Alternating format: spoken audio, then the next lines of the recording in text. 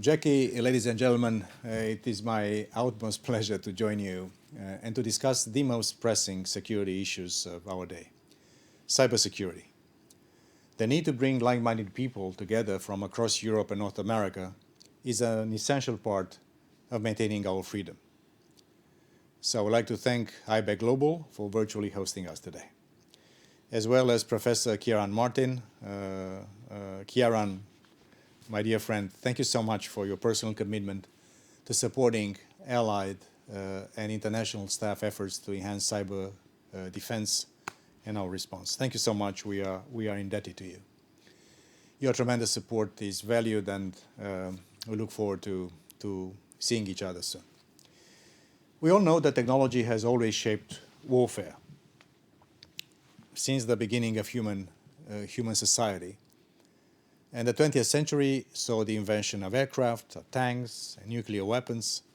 Each forced nations to rethink how to defend themselves and how to deter others.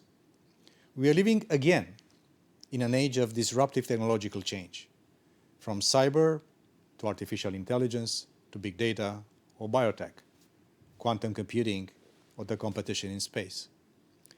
Each of these new technologies, what we call emerging disruptive technologies, they do have the potential to change our societies for the better, but they also can radically change the way in which we approach security. For 70 years now, NATO's deterrence and defense has relied upon maintaining our technological edge, on being better and more advanced than our opponents. We have done this by investing more in research and development than anyone else. But today we face increasing competition, probably the most intense and stiff competition in decades or probably centuries. And this is coming from countries that do not share our values. Authoritarian nations like Russia and China that are pushing back on decades of democratic progress. Russia has carried out aggressive actions against its neighbors and attempted to interfere in our democracies and our democratic processes. It continues a massive military buildup from the Barents Sea to the Black Sea to the Mediterranean. Meanwhile, the global balance of power is shifting.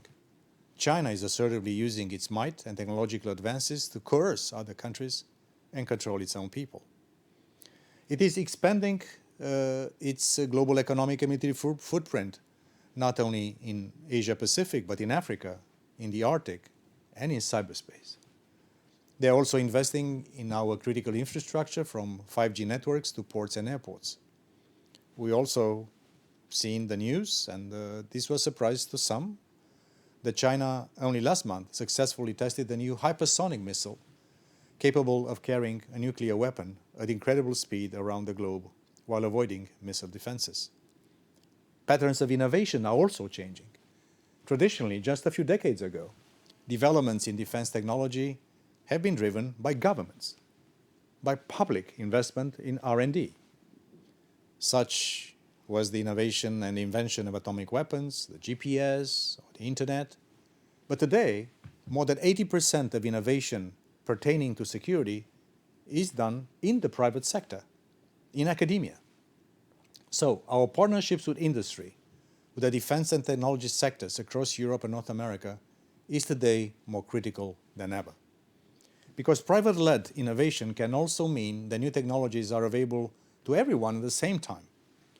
We've seen these terrorist groups exchanging encrypted information on WhatsApp or Signal, or using off-the-shelf drones for surveillance and for attacks, as recently happened in Iraq. Only last week, as I mentioned, a bomb-laden drone targeted the residence of the Iraqi Prime Minister. Countries like North Korea use cyber, drone, and missile technology to threaten neighbors and further their interests. So we just cannot simply take our technological edge for granted anymore.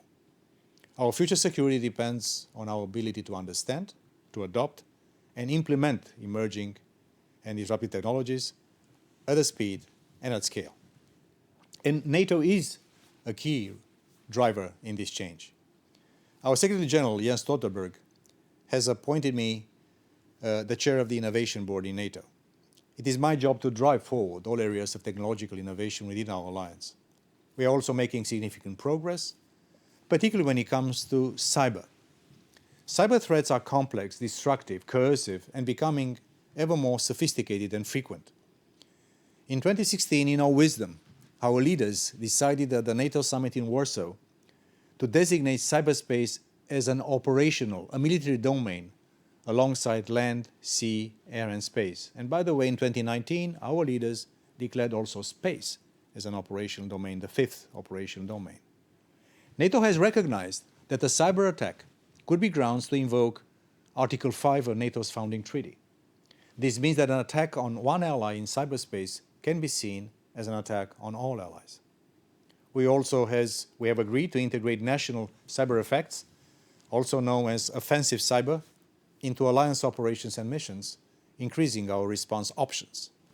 We have established a new Cyber Operations Center to improve our situational awareness and to better coordinate our operations. And since 2008, we have conducted an annual exercise which is called the Cyber Coalition. This is the largest of its kind in the world and helps us improve interoperability, enhance our cyber capabilities, and identify areas for further development. But our task is more than to do things right. It is also to do the right thing. So fundamentally, NATO is an alliance of values. We are committed to the principles of freedom, democracy, human rights, and the rule of law. These values also underpin the way we use technology.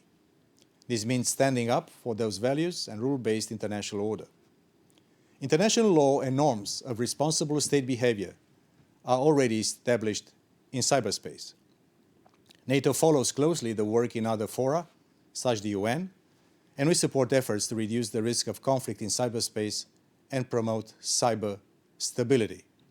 Allies are committed to promoting a free, open, peaceful, and secure cyberspace. NATO is a unique platform for consultations among allies from our two continents, including on cyber. At the NATO summit in Brussels in June, our leaders have agreed a comprehensive new cyber defense policy for NATO. It recognizes that unlike land, sea, and air, cyberspace is contested at all times. It is on every single second. So we must be ready at all times to actively deter, defend against, and counter all threats and actors. This means having the political resolve, the technical capabilities, and military planning all in place to keep our systems, our societies, our businesses, our way of life safe. Just a month after the summit, NATO allies demonstrated their resolve by standing in solidarity with each other, and we also joined by our partners in the EU and the Asia-Pacific to condemn malicious cyber activities, including the Microsoft Exchange server compromise. This is a very good example of actions taken to call out unacceptable behavior.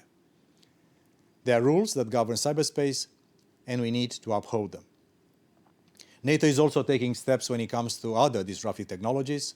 At the last month's Defense Ministers' meeting, allies committed to provide a network of technology test centers and accelerator sites for our new Defense Innovation Accelerator for the North Atlantic. The acronym is just very telling, Diana. It will help all allies, large and small, to capitalize on our amazing entrepreneurs, academic institutions, and finance and venture capital sectors. Also, allies are now establishing a new NATO Innovation Fund that will invest 1 billion euros over the next 15 years in support of innovators developing tomorrow's cutting-edge technologies. It also helped to attract other resources of public and private investment, and also to have, if you want, the seal, the golden seal of approval of NATO. We are on track to have both of these up and running by our summit in Madrid next year. Defense ministers also agreed NATO's first ever strategy on artificial intelligence, and I know that for many people and for our citizens and for our NGOs, this is a very important topic. And we have also decided on a framework on data exploitation. We want to set the standard when it comes to the safe and responsible use of data and AI. Unlike other actors who develop and deploy new technologies with little or no regard for human rights and international law. And we have a remarkable track record, not only when it comes to upholding values and the rule-based international order, but also in standard setting. We speak of the NATO gold standard as the standard when everything pertaining to defense and security. We will continue to use our power to set required ethical standards when it comes to the use of EDTs. So there is a lot happening, but it's more than just agreements and strategies. And let me give you a concrete example. When we talk about developing new capabilities, such as tanks or aircraft, we traditionally focus on the physical characteristics. But today, digital elements are every bit as important, if not more so. Take helicopters. Most allies have helicopters that were designed in the 20th century, when our primary requirements were things like top speed or maximum load. The next generation helicopters must answer different questions, like whether they can operate autonomously, on how well they can integrate into an ecosystem of manned and unmanned platforms across multiple domains, with sensors distributed from space to everywhere else around the planet. The core of these new helicopters won't be the airframe of the engines, but its digital backbone. They will be part physical, part cyber.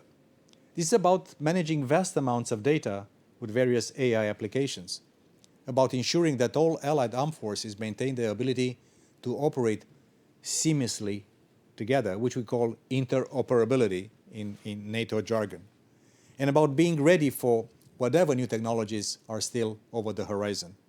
Of course, this is not restricted to helicopters. That was just an example. It's reflected across the board. And it relies upon the extraordinary breadth and depth of talent we have in our open and free societies. From Silicon Valley all the way to the Black Sea, from the Baltic Sea all the way to the Mediterranean. We are blessed with brightest innovators, world-class researchers, and the best academic institutions. So let me come to my favorite point.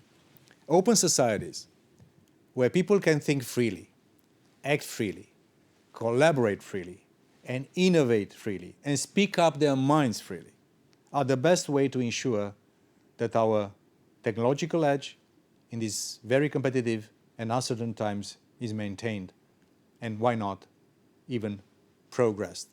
It is our built-in competitive advantage over anyone else that believe that there is another way to organize human societies.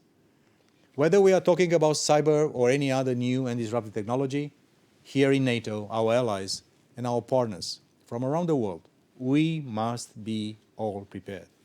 That means meeting together, talking together, working closely together, sharing information, anticipating trends and events.